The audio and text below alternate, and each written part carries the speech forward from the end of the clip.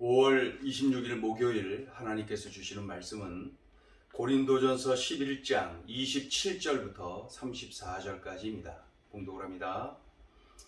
그러므로 누구든지 주의 떡이나 잔을 합당하지 않게 먹고 마시는 자는 주의 몸과 피에 대하여 죄를 짓는 것이니라. 사람이 자기를 살피고 그 후에야 이 떡을 먹고 이 잔을 마실지니 주의 몸을 분별하지 못하고 먹고 마시는 자는 자기의 죄를 먹고 마시는 것이니라.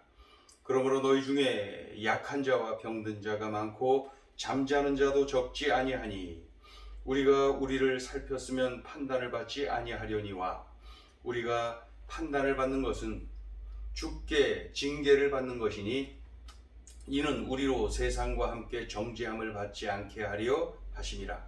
그런즉 내 형제들아 먹으러 모일 때에 서로 기다리라. 만일 누구든지 시장하거든 집에서 먹을지니 이는 너희의 모임이 판단받는 모임이 되지 않게 하려 함이라. 그 밖의 일들은 내가 언제든지 갈 때에 바로 잡으리라. 고린도 교회의 여러 가지 문제를 사도 바울에게 질의했지요. 그 문제들을 하나하나 대답을 해주는데 그런 내용들로 가득한 서신이 바로 이 고린도 전서입니다. 11장은 성만찬식과 관련된 갈등을 이렇게 질문했고 사도 바울이 답을 하고 있는 그러한 내용입니다. 어제 우리가 봤지요. 고린도 교회가 두 가지를 이어서 진행한 것이죠. 애찬식, 먼저 애찬식, 교제를 하며 함께 식사를 하는 애찬식을 하고 그 후에 성찬식에 참여합니다. 그런데 문제가 발생했지요.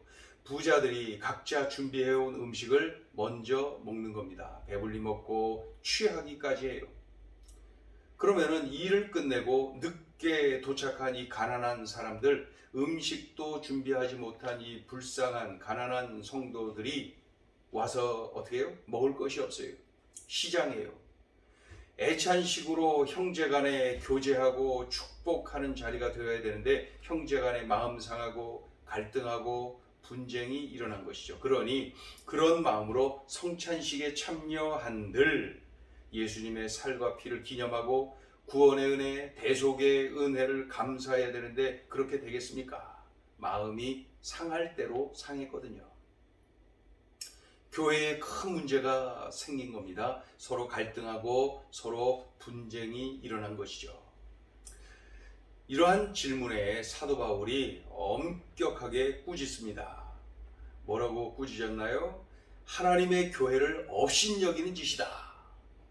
또 뭐라 그래요? 빈궁한 형제들을 부끄럽게 하는 것이다.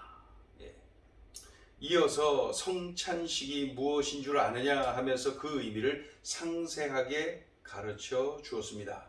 오늘 본문에서 중요한 언급을 하고 있는데 27절을 보면은 그러므로 누구든지 주의 떡이나 잔을 합당하지 않게 먹고 마시는 자는 주의 몸과 피에 대하여 죄를 짓는 것이니라. 합당하지 않게 먹고 마시는 자가 죄를 범하는 것이다. 무슨 의미입니까? 성찬 자리에 먼저 도착하여 자신들이 가지고 온 음식을 배불리 먹고 취하기까지 한 이 부자들, 가난한 형제들을 전혀 배려하지 않은 이 부자들, 그들의 행동은 주님의 뜻에 합당하지 않은 것이다. 그래서 자신들의 몸만 위함으로써 다른 형제들을 업신여기고 상처를 준 것이다. 합당치 않다. 그 형제들을 구원하기 위해 친히 피 흘려 죽어주신 주님의 몸과 피에 죄를 짓는 것이다. 합당치 않다. 성찬을 은혜 받는 수단이 아니라 죄를 범하는 통로로 쓰고 있으니 합당치 않다. 그러면서 주님이 왜 피 흘려 죽으셨는지를 기억하고 기념하고 증거하는 삶을 결단해야 되는 자리이다.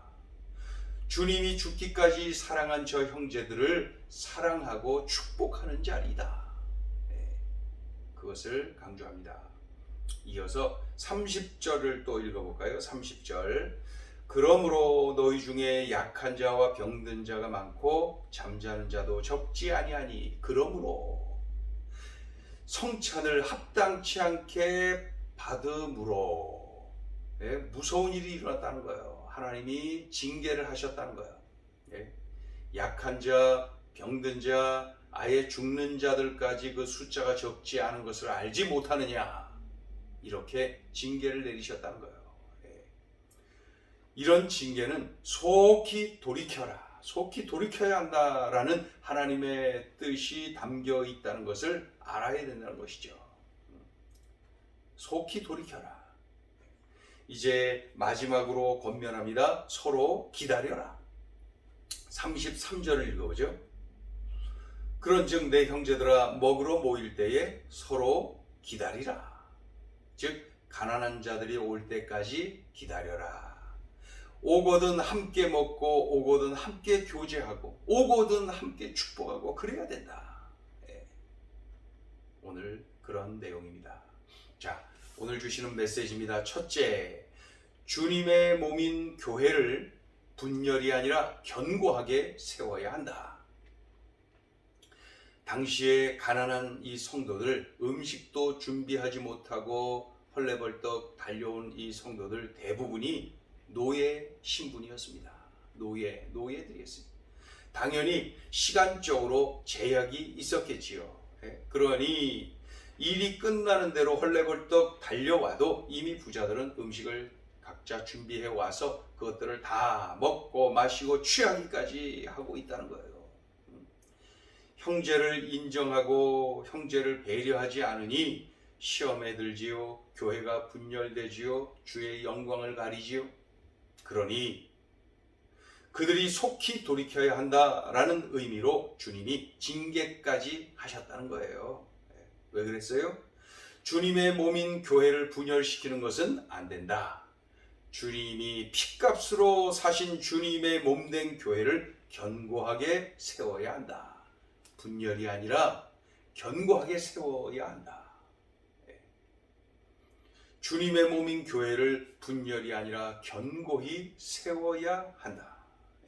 한번 나 자신을 보는 겁니다. 나는 나의 형제를 아프게 하고 교회를 분열시키는 언행을 하는 것은 아닌가.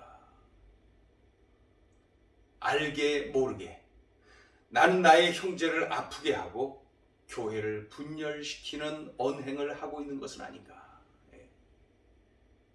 우리는 명심해야 됩니다. 주님의 몸인 교회를 분열이 아니라 견고하게 세워야 한다.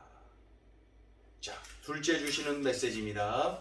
성찬의 의미를 살아내라.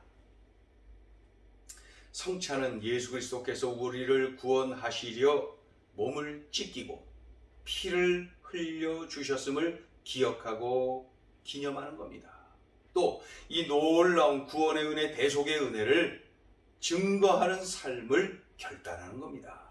그러니까 기억하고 기념하고 증거하는 삶을 결단하고, 동시에 예수 그리스도의 한 피 받아 한 몸 이룬 형제 자매들임을 우리가 서로 확인하는 겁니다. 그리고 서로 격려하고 축복하는 것이죠. 사랑하는 거죠. 그리고 장차 예수 그리스도께서 재림하시면은 성만찬 예식은 끝나게 됩니다.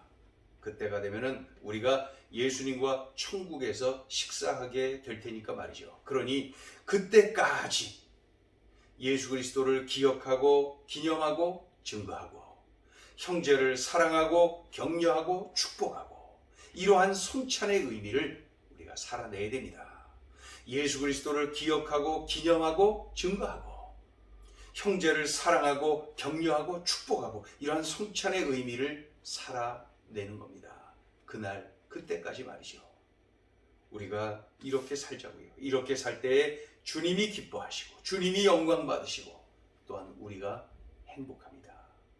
성찬의 의미를 살아내는 것, 그것은 주님께 영광이요 나에게 행복입니다.